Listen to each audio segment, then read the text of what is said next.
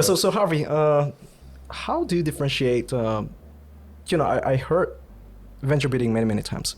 How do you differentiate between venture building and accelerators and venture capital? It sounds very confusing, and I think most of the Taiwanese startups, they have no idea what is venture. They only build SME kind of business, but they don't aim to go big. So first of all, venture capital is, it's investments, right? So they have a fund, they have money, they can invest in the startups, in the ventures, right? So the other terms you're mentioning is venture builder, or accelerator, or company incubator. Building. There's actually incubator also, right? Yeah. So incubator is what you have back in the days.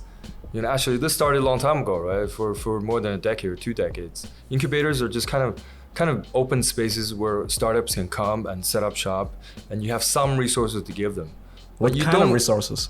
You can maybe provide them some guidance, give them some classes, or have some experts, right? Talk about valuation, financing, stuff like that. Yeah.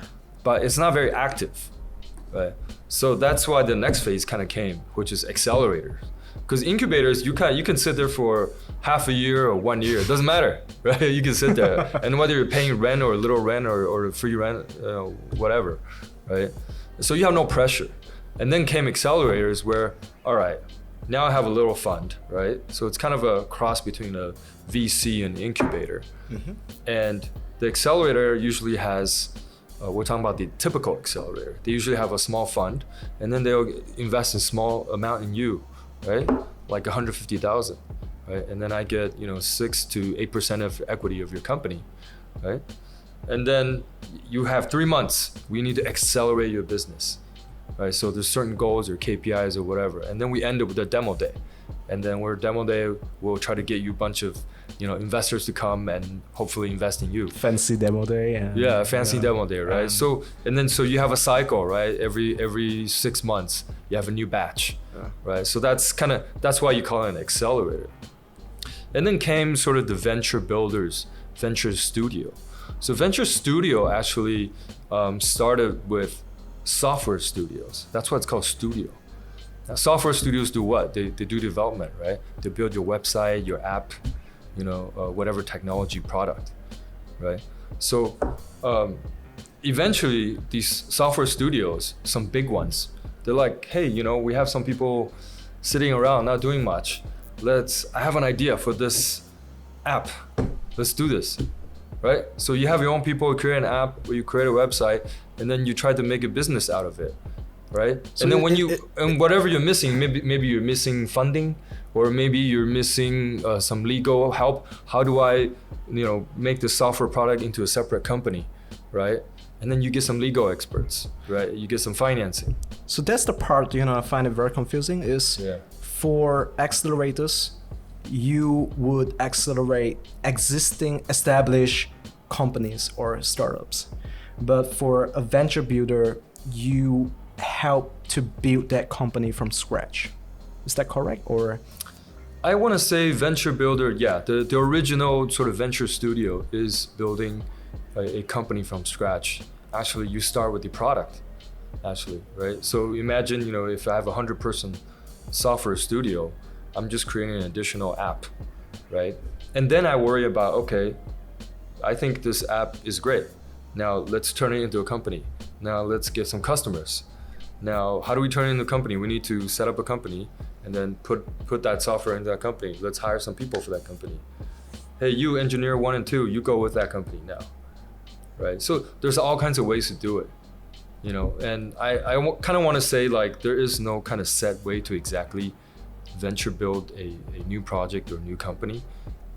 Honestly, every case is different depending on your industry, right? Whether it's an app or website or if it's hardware, it's different as well. And there's different people involved. And which market are you going after? Market, I mean country, right? So there's so many factors involved. It's really case by case. Yeah, so we know, I think the largest, I would call it a venture builder or company builder would be In Southeast Asia, we heard a lot. We know Lazada very well, right? It's one of the largest e-commerce platform in Southeast Asia, and we know, I don't know how to pronounce that, Zalora, right? Zalora. It's a clothing platform as well. And we might just think of it as another competitor of Alibaba, but we kind of don't know, there's a huge, massive market behind in terms of the process of building that company and becoming a major shareholder. So the corporate or the venture builder that built Lazada and Zalora was Rocket Internet, right. One of the largest venture builder in the world, based in Germany, right? Yeah. So, how do they raise the fund to build those company? By saying that, I mean, how does the process look like when, all right, let's say I want to build Rocket Internet, from scratch, right? Yeah. How do you pitch to your investor? By replicating ideas and just going to different markets, right? Yeah. But how do you, let's say if we want to replicate the idea of Uber, how do you get a very deep understanding of how Uber actually works? You gotta find someone from Uber, right? How does that process look like? How does the process work? So I think there's a lot of questions in there, but your main question is, how do you replicate? Yeah. How do you copy something? We know it is ride sharing. Yeah. But there's a lot more that they don't disclose, right? The strategies and IT, software, everything, But it seems like it's the same strategy at all, because when Foodpanda was built by Rocket Internet, right? Yeah. If I'm not wrong. Yeah. But they exactly. seem like they have all the same strategies, Yeah. So, yeah. So here's the thing. I think I was part of the Rocket Internet team in 2012, the first team in Taiwan. We built Zalora Taiwan and also helped build Foodpanda as well. So you were part of that? Yeah, we were part of that initial team here in Taiwan.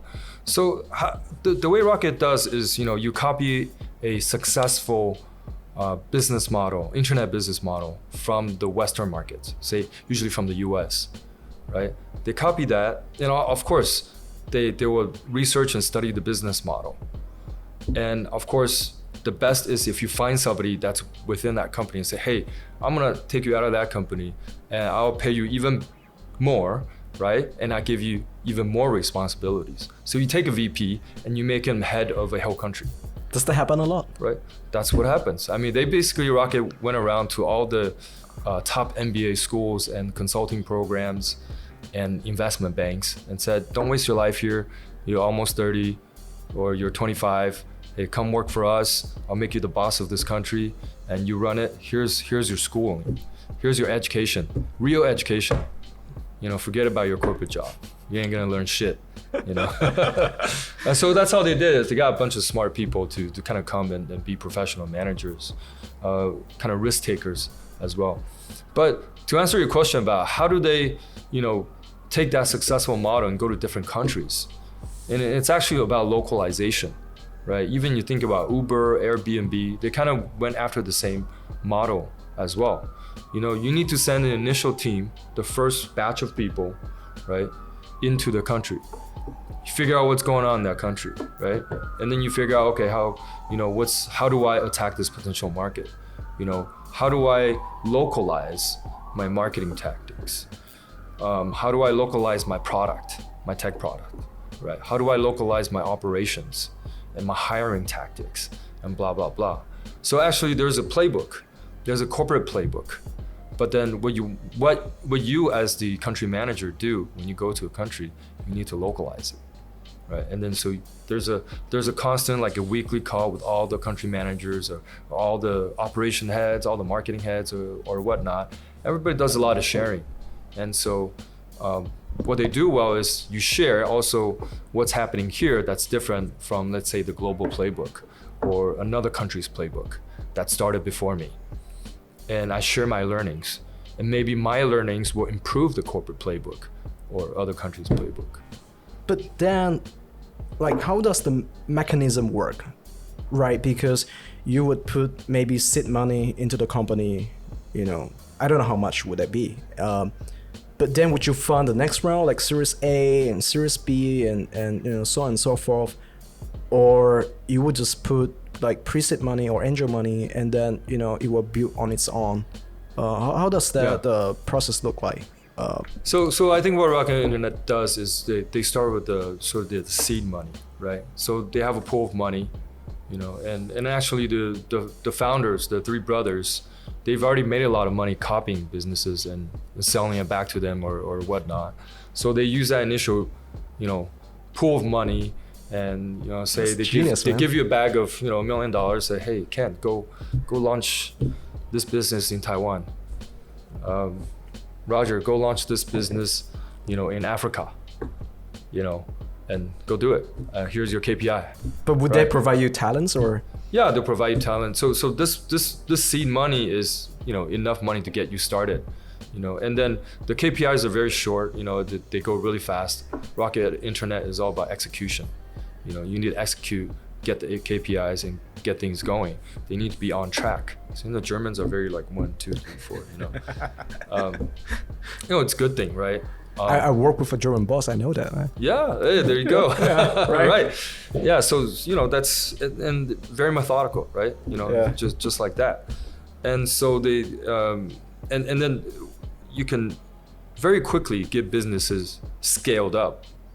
And then as a group, because if you combine all the countries together of say Zalora or Foodpanda, it's a huge business, right?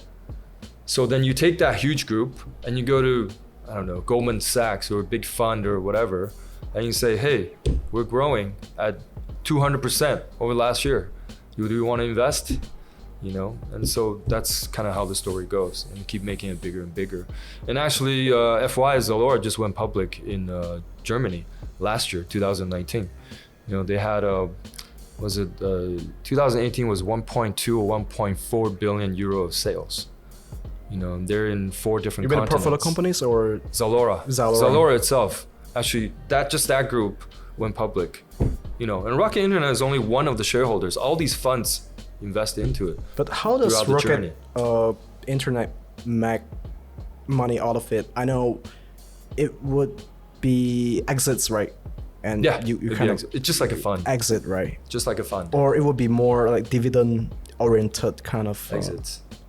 Exits. Yeah. So like but it takes so many years, right? I mean, for you want to, because I just saw the revenue of Rocket Internet. They went public, I think, like a few years ago, and they have in 2016 2.2 billion euro revenue. But that's sort of like yearly revenue, or that's more like ROI return. That should be revenue. So that should be companies within their umbrella. And so, for example, Zalora, they may not count all the revenues of Zalora. They're probably a smaller shareholder of Zalora now. You mean Rocket Internet? Yeah. So it works just like a VC fund. Because they provide seed fund and you provide seed fund. Maybe you do time. follow-ons, right? But then if you don't do follow-on, and then you know you kind of your shares get diluted. Somehow. Do they usually do follow-on investment? I don't think they do it for every deal. You know, every deal is kind of case by case. You know, I'm not involved on the fund side. So what is the fund is actually a separate company from the incubation.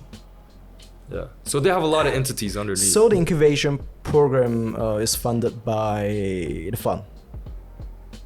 By the initial fund. Yeah. But then I don't know what happened in the last few years. I mean, you know, this type of stuff always kind of changes. How much equity would they? I mean, how much money would they fund usually, like for one deal per deal, super early stage? How much money would they give to? I honestly don't know that information. Yeah.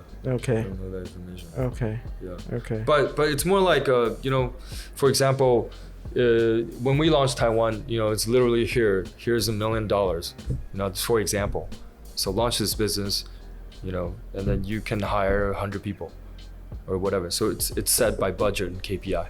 So that's how you go about it, and then they figure out whether they should fund you more or not. You know, and at some point they package the whole thing together, and then get more funding from external investors. So it's pretty cool, right? Venture building, and you start everything from scratch. But do you think the acceleration model works in Taiwan? Like we have, no offense, but we have tons of way too many by like the economic affairs would have, I think, 3 to 4 different accelerators or incubators. We have FIT, we have TSCC. There's too many accelerators. How do you think, man? Like, because in Taiwan, right, we have a lot of good IPs, which is hidden, like in universities or E3, but they just don't know how to brand it. Right. The other days, I just met one entrepreneur. It's called Escalator, right? Escalator. So they're actually spin off from E3. They got good products, very good IP, but just they don't know how to brand it or market it and go global. So I think venture building represents a huge opportunity here in Taiwan. Yeah. Because for acceleration program, to be more honest, we just try to get the government money. And after all, am I saying too much now? Yeah. And after all, we can edit this after it. And after all, they just do some stuff to fulfill the KPI. Yeah. Right. I would have 4 workshops a year or per batch. Yeah. And I make 5 to 6 connections. That's it. It's so easy to make connection nowadays, right? You just, email and make introduction, things like that. Yeah. So how do you think? Well, here's what I think. I mean, there's a couple of questions in there. One, the main question is about accelerators. What do I think? I mean, I think having accelerators is not bad, but then I think the problem is too many of the non-traditional accelerators we have. What I mean by non-traditional is, Y Combinator, everybody knows. That's a traditional one where, they invest for equity. But I think we have a lot of programs here that don't do that, right? Yeah. Is that right? So they have no skin in the game. So it's different when you have skin in the game, right? You really want to help these companies and accelerate them because I put money in you, right? That's like more like a real investor, right? But I think another piece of the problem is Sorry to interrupt. But YC is the only program I think they only invest like for equity and really want to accelerate the startups. But the other program would be like, I want to run that events. I want to run they have tons of business lines like within their corporate umbrella. And the YC is like, like sharply focused on what they want to do, just startups. Yeah, and actually, US, I think US has less number of accelerators than Taiwan. You know that? That's what I heard recently. So, and I would think, most of them are probably more traditional ones. But my other point was the other issue with Taiwan's sort of accelerators industry is that they probably can't find enough good startups or international startups or startups that can scale enough to get enough returns back. Right? So the problem with Taiwan startups is that if you're not international enough and too local, so what if you're Taiwan number one? Depending on your business model and product and service, you're capped, right? And then you don't know how to get out of Taiwan. So, right? I think everybody knows that problem now. So everybody's trying to address that problem. There's more deeper issues that are related to that. But yeah, that's one of the problems we have. We don't have enough startups for these accelerators to pick from. And so you kind of see... You have more accelerators than startups nowadays, I think. Yeah, you can probably say that, yeah. I mean, they have so many options, right? And then they can go from accelerator to incubator to whatever. And you will see, like one startup, hot one, would join 3 different accelerators programs. Right. Yeah, exactly. That's how it works here. Yeah, everybody talks about that. Yeah, it's kind of weird. And I have friends from the US and they're like, what's going on here? Like, why are there in multiple programs? Yeah. So, yeah, I mean, but how about venture building? Do you see, it represents a very huge opportunity here in Taiwan. But how do you source your deals here in Taiwan? Because like the other question would be, are you afraid of like Taiwan's running out of startups? Mm-hmm. because we have that many startups. Yeah. But we need more, right? We need Yeah. more super early stage or IPs to commercialize, things like that. Yeah. So one is like Taiwan is running out of startups, and the other question would be, how do you source your deals? Like, how do you find good IPs? How do you find tech? Yeah, good tech companies, startups. So the first question is, whether there's enough startups in Taiwan. Yeah. Going back to talking about accelerators, we don't have enough good startups. Actually, there's a lot of startups, but quality ones, not that many. Exactly. Honestly. And so I think for me to address that problem as a venture builder, the way I see it is we need more international talent coming in and meshing with the local talent. If you look at other places like, I've been to China, I worked in China, I did M&A consulting over there, Southeast Asia, and you look at Singapore, it's very international. Exactly. Hong Kong as well, right? And these countries produce a lot of big startups, right? That are taking over Taiwan, actually, right? We're not taking over them. And so because they have a lot of foreign talent there, they bring their knowledge, their resource, the capital, and experience, right? And they teach the local people as well, or they mesh with the local people. And so more of the local talent gets kind of nurtured with those international companies. And then they will come out and maybe do their own startups too. So I think that's the cycle. And I think that's what we need more in Taiwan. And I think the people know, the government knows, we're slowly trying to fix it, but we're kind of slower in fixing policies and infrastructure. So that's one thing I think venture building can do. For example, one venture building example is I will help a foreign startup or company set up in Taiwan. Maybe you just set up the tech team here. But the tech team here is cheaper than several engineers in Silicon Valley, right? So you save some money and you have pretty good quality, right? And the Taiwan engineer is actually pretty good because you can go into China more easily. You know the language, right? So you can get to know their tech tools as well, even though they have different set of tech tools and cloud service and everything. But for Taiwanese, it's easier to get in. You know the language, So I think that's kind of the advantage we have, So, venture building, we take more foreign startups, help them set up here.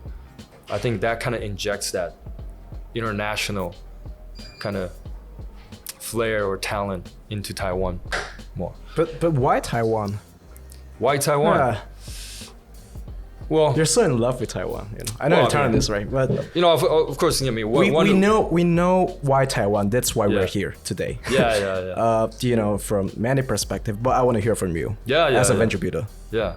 So obviously, we all have our personal reasons, right? I was born in Taiwan, but I was raised in the States. I worked in China and in Southeast Asia. But having gone around to all these countries, and I come back to Taiwan, I'm like, oh man, this is a great place to live.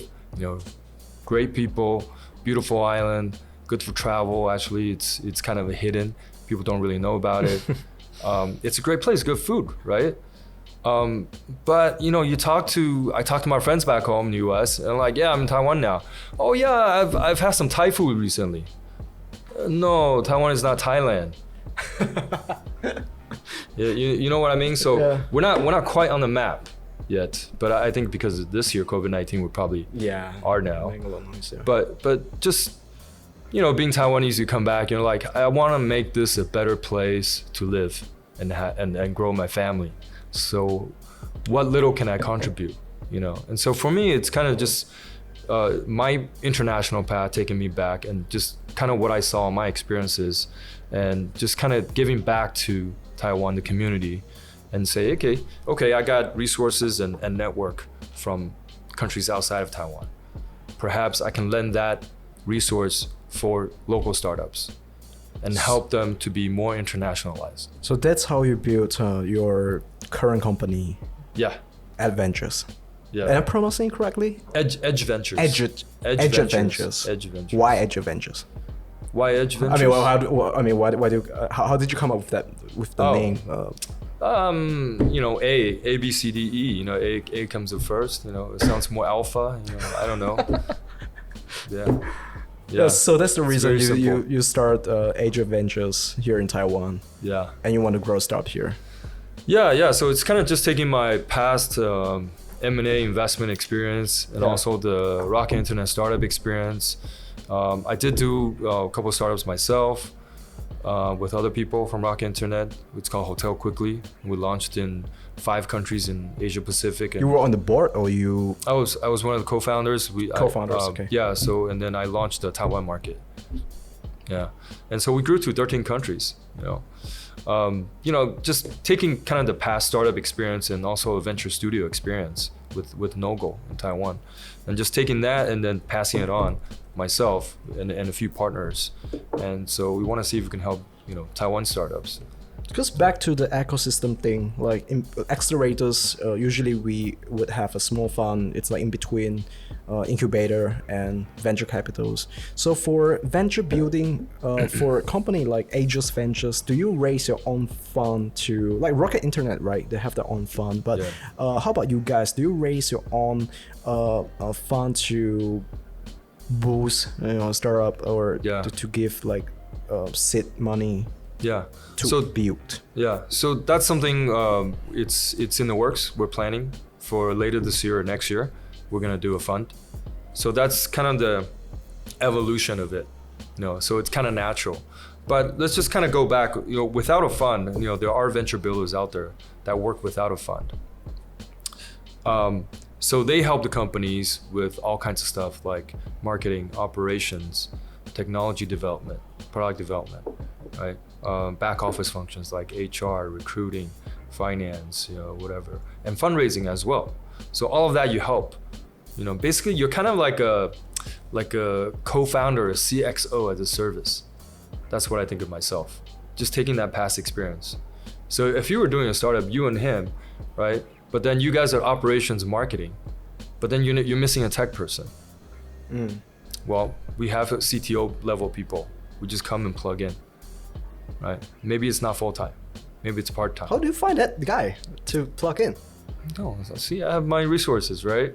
So I have my big network of, there's Rocket Internet, there's past startups, there's past investors network, so have that resource of sort of international people that are all over the place. So depending on where you want to go. And then because, being with venture builders and all that, venture studio, we know all the legal people and the different people from the different kind of functional areas. So, we get those people to help. And sometimes you don't need a lot of their time. Sometimes you only need a portion of the time. But sometimes you do need to find people who can give most of their time. And so it's really case by case. It's really case by case. Yeah, so it goes to another question, which is, it's actually very tough. Like, let's say, Aegis Ventures, your core team, how many people do you have right now for Aegis Ventures? I think. So we're about 5 people core. But how do you, because like, let's say you going to help 3 to 4 startups, for instance. And how do you allocate your resources? Because, it takes full time to really stay really engaged with those startups and try to build their product. Yeah. It's almost a full-time job. How do you allocate your time, like resources time-wise? Yeah. So sometimes it's not necessarily a full-time. So I think going back to the earlier example of, if there was a marketing operations and I come as a tech person, not me, but I bring my CTO in as their CTO. But because they're early stage, they can't afford a full-time CTO, or they don't need a full-time CTO. They just need someone to kind of oversee it on a part-time basis. So in this case, we're only involved on a part-time basis. But then let's say we finish the website and the app, you launch. You got some clients, customers, right? You grow, a couple million GMV. Okay, what's next? Fundraising will come in. Okay, how do you fundraise? All that stuff, get prepared, help introduce to potential investors. Boom, and then you're done fundraising. Now you have more money to do what? Hire more people.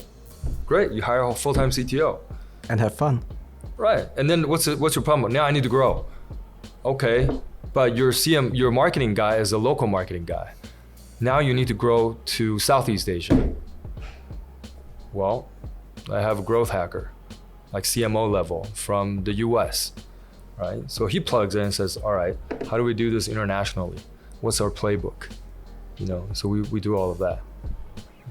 Yeah, so, I don't want to go deep into your structure, like with startups, but how, like without a fund investing in the startups, what's the deal? I mean, not deal, but for like typical venture builder, what's the deal with startups? Do you guys take equity or do you guys take retainer, commission? How does that work out? Yeah. It's really case by case, but it's pretty much all of the above. But I do want to say, I think a lot of people have the sort of the common notion that it's usually equity. So if I was a venture builder with a fund, yes, it would be probably mostly equity, right? But there's always some sort of component of actual costs. I mean, look, even Y Combinator as an accelerator, or maybe other accelerators, technically I invest $150K in you, but you only get half of money, that, right? Yeah. Right. The for other services, half is right? to pay for expenses, right? It's Pay like for your 500 table and startups, everything. Yeah, exactly.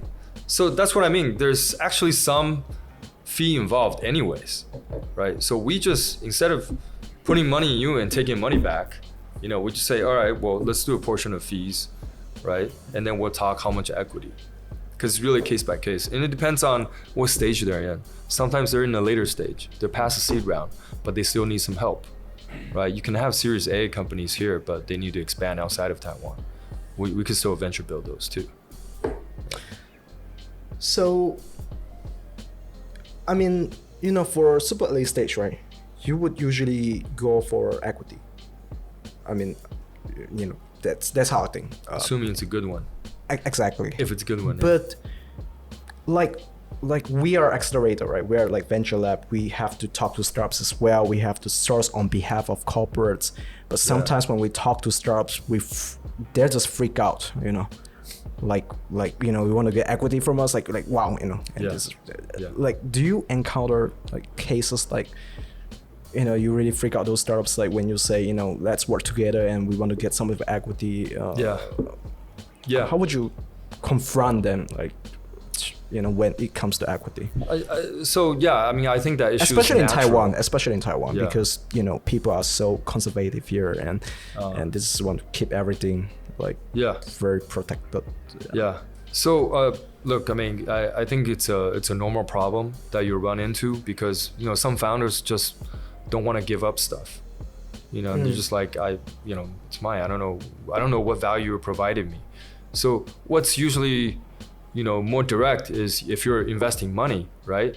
And then they give you equity. I mean, that's more direct. That's a fair exchange, right? But that's assuming they want your money, right? Exactly. Some startups, some founders don't want your money actually, right?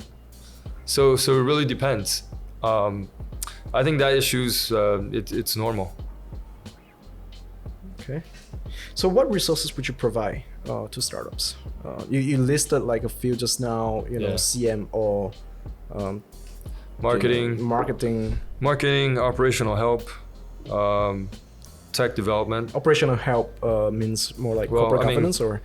Well, I mean, operations, as in like, obviously I came from e-commerce background, building Zalora, so know the warehouse and customer service operations and cross-border e-commerce, that type of stuff. I have a partner who was actually the O-Bike general manager here in Taiwan. So we have experience with mobility, launching mobility, and relationship with governments or different cities in Taiwan. So we have the whole governmental map. And actually, we did consult Lime when they were trying to come into Taiwan. We gave them some early advice. But because e-scooter is not legal in Taiwan, so we didn't launch. So that's kind of stuff we'll get into. But there's operations, and then there's software development. We have CTO level guys. I do have a Indian development team as well, so we can do that. But some companies. You mean a team that develop for different apps, startups, websites, or whatever. They can just kind of come in and help you out. But some companies like, I want developers in Taiwan, because I need to see them. Which is fine. That's fine. People have different preferences. We have Vietnamese one too, but that's a different story. Yeah, but do you find it like very hard to work with, like, no matter it's super early stage startups or established startups, because it's like, you know, when like for our cases, we actually got free online booth for startups, Innovex, right? Oh, okay. I tried to push like 3 times to get them registered, to just fill all the information. Not really early stage. It's like, yeah, I think early stage, yeah, pretty early stage. So, you know, my question would be, how do you work with startups? Like, is it tough to like push them like moving forward, or, you know, even like just to schedule a meeting, weekly meeting will be tough for you guys, because like they have their own agenda, they have their own thing. You know, how do you face that? So, I mean, venture building is definitely more active, you know, building. So let me put it this way: how do you make them commit to the relationship between like venture builder and startups, as you know they want to grow? Okay. Well, the way I do it is I always say, you know what, you can, you know, even though I'm lending you my people, I'm lending you my expertise, some people will see you as an external, right? So it's like you can go outside and hire a lawyer, right, a legal expert, or a marketing agency, right, or a development firm, right? People kind of see that, but I'm like, well, this is different. You see me not as an outside agency. I work with you, alongside you, as a venture builder. We work together as a team, and then we would actually together sometimes help hire external agencies, you know. So to the founder, it's like, okay, it's a CXO as a service, or co-founder as a service type of deal. So it's like, I work with you, you know. And so in that sense, when you kind of approach them like that, they see you as part of their team, right? But so, you know, you're a long-term advisor or a short-term advisor, you know, and you of course you advise them, or you do actual work with them. You can build a financial model for you, valuation model for you, or whatever. Because if they don't have that expertise, you know, we want to help them. And so when you work alongside them, they kind of see that value, that, hey, you're a valuable part of the team. You know, I couldn't have done this or known of this or that without you. But then how do you pick the startup that you want to build? Yeah. What is your criteria, you know, when it comes to funneling or selecting good tech? What is your strategy? I'm not asking you to disclose the whole strategy. No, that's okay. I think, like, in general, like, what is your process? Yeah. Actually, I want to answer you. You had an earlier question about how do I source, you know, these companies. I think this is kind of related. I mean, it's basically through my past work and experience, and basically my network. So I think I'm pretty good kind of networking type of guy. Do it that way, you know, a friendly person. So, you know, fairly people person. So, you know, I have a lot of relationships I can rely on, and sometimes I just meet these guys. And but I think what's cool as a venture builder is when you're trying to help their business, actually before and after they fundraise. So they're not even fundraising, right? A lot of investors see them when they're fundraising, but I work with them when they're not fundraising. And you see them on a daily basis, or you go to the office and you give them some free advice and all that stuff. They think it's cool, and they trust you, right? And for me, it's team. It's finding a team that has potential, and one of the criteria is being international. Okay. Yeah, being able to be international, you know. So, like someone, or someone's English got to be kind of decent, you know, to be able to lead this team out. If not, or they got to have some foreigner or somebody or something, or with the intent to hire one, you know, then it's better. So that's team, and then the team, of course, got to have the experience. Or of course, if the serial entrepreneur, it's better. Look, the criteria are pretty much same as a VC. When they're looking to invest in a company, if I'm investing my time for equity, that's an investment, right? So I'm looking at kind of the similar things. But the cool thing is I get to see it differently, I think, because if I get to work with you, I see how you work daily, right? And of course, your business model, I have to think that it can be, you know, fairly big, it can scale, it can expand, especially outside of Taiwan, right? Or foreign company trying to come in Taiwan. But for most of the tech founders here, they don't really look at competitive landscape, right? Especially outside of Taiwan, right? Exactly. Yeah. How do you think about like? Well, yeah, that's usually the top 3 advice for them. Like, hey, how big is your market? I mean, come on, a lot of them here don't even know what's that market, right? 23 millions. 23 million people, right? Yeah, okay, yeah. Now that you're talking about Taiwan number 1, then what, right? Yeah, then what? Then what, right? Because like, yeah, an investor, Then China. Right, exactly. They say China. that a lot. I'm like, please don't go to China. You cannot survive there. Yeah, right. Having come from China, it's just like, yeah, it's a tough market. Yeah, I'd rather go Southeast Asia than China. Exactly. Your ideas would get copied the next day when you woke up. Yeah. So a lot of people don't do their kind of due diligence or homework before they try to do this. They're like, oh yeah, I can go to Southeast Asia and go to all these countries, blah blah blah blah. I'm like, have you done the research? Has your business model is it already existent in that market you're going to? And sure enough, it is a lot of times. So would they get stubborn over it and be like, like when we talk to them about competitive landscape and? Well, I think it's a wake-up call, right? I think they need it. I think for these startup founders, you kind of need to give them that from day one, so they realize, all right, okay, what is my actual market? And so, okay, now if I can't go to that market, then how do I change? And founders usually are very passionate. They'll figure out a way, but you just need to give them the right knowledge. I think that's what we want to do. So do you look at any, like, let's say IPs here in Taiwan, like from universities or from E3, like, do you look at that early stage or just more like an incorporated company with like 3 to 4 co-founders? Yeah. So for Aegis Ventures. Yeah, for Edge Ventures. So for like if you're talking about like tech transfer from say universities or E3, that type of stuff, I honestly don't look at it too much, but I've sort of worked with TSI a bit. I went to TSI, TTA. Oh, that's a good one. Yeah. So they do good stuff, right? From Foremost, and then with university professors, we've given them some English pitch training before. There's some good potential out of there. They just need more, I think, the business training. That's all. And so those programs are good. So with that said, I don't touch those too much. The ones that touch are more like everyday stuff. So one example is like very early stage company I work with now. Most recently.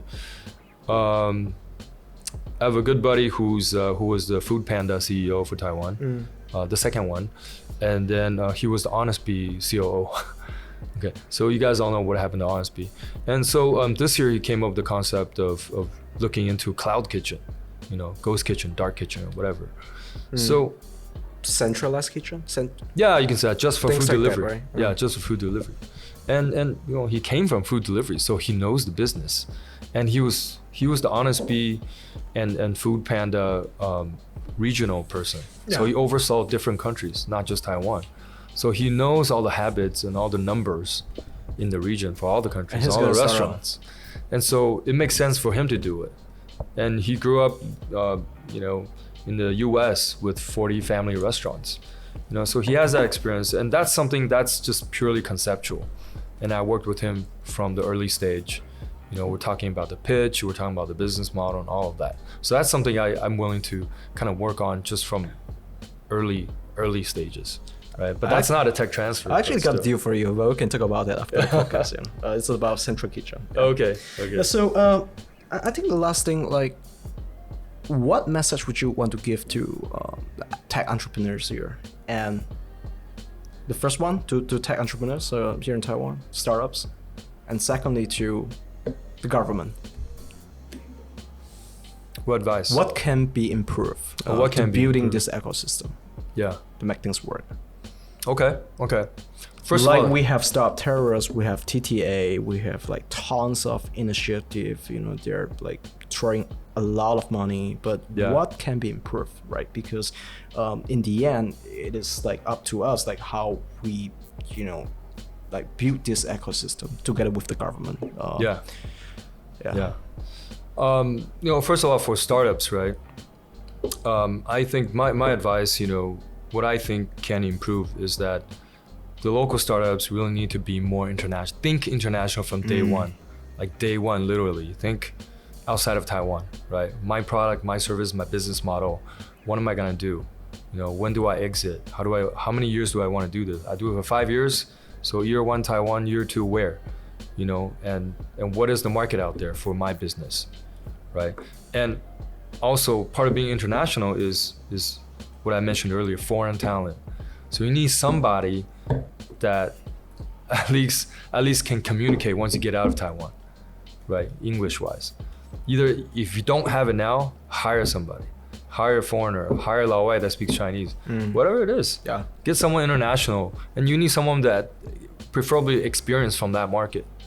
Because just like Rocket Internet, how do you localize so fast? Because you find somebody that knows that market, that's local, right? If you just like a lot of the companies here that I talk to, how do you go expand to Southeast Asia? Oh, I buy a ticket and I go to attend this exhibit in my industry. Okay, you go extend that exhibit in Singapore. Do you know who you're talking to? Do you know you're talking to number 1 player or number 10 player? Or like some bullshit player? No idea. Have you done your research? No, right? Don't waste your time. Do your research first, right? Find someone that knows that market. Yeah. Save some time. So I think day one definitely be more think big, think international. Second part of the question is for government, right? Yeah. We could probably talk about this for a long time, right? Yeah, we can talk like another 2 hours about the government, right? I know. I mean, there's way too many initiatives going on and stuff. I think among sort of the private people, we all talk about this. Everybody knows it's an issue. We know the government's trying to help, but I think there's a lot of legacy issues and stuff, and it's kind of fragmented. People are kind of doing different things. I mean, I wish it was you can easily change it so that it's much more centralized and congregated, effort. So you kind of focus your kind of resources into doing one thing or a couple things really well, not just so spread out, right? I think that's one thing we need. I think another thing is, sort of infrastructure and policies. We need to make it way more friendlier for like foreigners. And even ABCs, like kind of like people like me or even people who are even have been in the States or outside longer than me, were born outside, but they want to come back to Taiwan because their family's Taiwanese. So that's the family Chen, right? He had a hard time like coming back to Taiwan. That's right. Like getting the visa residency. Right, the gold card. The gold card, yeah. Yeah, he had a really difficult time, right? Yeah. Yeah, I heard him speak about that. And a lot of people had a difficult time coming back. But I think the government recognizes this, so this year they're really pushing the gold card, right? I think it's great. The numbers are really, really high up there. We have a lot of friends coming here. We have a lot of foreigners coming here, VCs, investors, and startup people. A lot of friends from China that were kind of like me, ABCs. They used to work there, and now they're back here. Either they were stuck or they just decided to move back. I think it's great. So I think there's definitely an uptrend. But still, people come back, they're like, oh man, why is it so difficult to set up a company? Especially if they're not Taiwanese, right? It takes 2 months. Yeah, I know. Right? I know. There's a startup visa. Right. Like you have to invest at least how much was that? Like 15,000 US at least for capital here in Taiwan to incorporate. Yeah. But that's still too much for a startup, right? Yeah, but setting up a company. I mean, if you go to the US, Singapore, Hong Kong back in the days, right? It's literally a few days. Hong Kong's kind of going down now, right? Of course. There's no turning back. And Singapore is kind of replacing on certain aspects. Exactly. But yeah, it's just, you know, if I can set up a company really fast, then I can get my company going, and I can hire local people. Yeah. So I have friends who tell me I can't hire people. Now, so I have to find these intermediate agencies to, you know, kind of hire the people for me and do all these weird stuff. Why? You know, so make it easier for these people, not just people to set up companies, but, you know, you want non-Taiwanese people to get benefits, to get their life going ASAP. But, you know, I think that's kind of what's in the works. I know there's groups trying to do that, but, you know, the way our system works is it doesn't change that fast. Right? A lot of things take time to change. Yeah. But I think there's a positive uptrend that's kind of going. So yeah, but it's good that we gotta voice that in different channels, right? Like, yeah. You know, yeah. So you know, before we wrap this up, you know, let's talk about your new channel. You're going to run a podcast, right? Yeah. Is this gonna be confidential? Or you want to like talk about it? It's I don't know. It's not really confidential, but you know, yeah, I can briefly mention it. Yeah, but we can figure out whether we want to run this or not. But yeah, it's just gonna be. We can cut this out if. Yeah, it's more about it's venture building, it's startup stuff, but it's international. It's an international angle, definitely. Okay. Although I'm in Taiwan, but you know, like I said, you know, my sort of network and resources is pretty broad. U.S., China, Southeast Asia. And, you know, because of Rocket, there's, you know, European, you know, resources, you know, so your audience, your target would be like for foreigners and instead of the local yeah, it's Taiwanese. For foreigners. Yeah, Okay. it's international. It's for English. For them to learn more about Taiwan and to get an understanding of like how the ecosystem works here in Taiwan. Right, with the international angle. Cool. Yeah, cool. Yeah. And that's why I want to, you know, speak to you in English too, because you know, we want the world to kind of hear about Taiwan. Are half like, you know, we're half local or we're half foreigner as well. So, all right, Harvey, thank you very much for coming. Thank you, Ken. It's fun stuff. Thank you. Thank you.